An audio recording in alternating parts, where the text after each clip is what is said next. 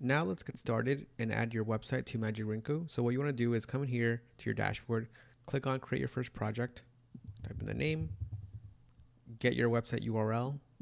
Typically it's your WordPress site. Click on that, leave that alone, click on create project.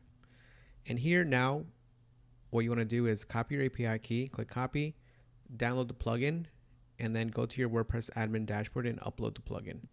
So now what you want to do is click on add plugin. Again, from the plugins, upload, choose your plugin, the one you downloaded. I'm going to choose this one so I could show you the demo. Install now, activate it, and then on the left-hand sidebar, you'll see it. And then once you come in here, all you got to do is just paste your API key, click on save settings, and it should sync here. Now you should see this.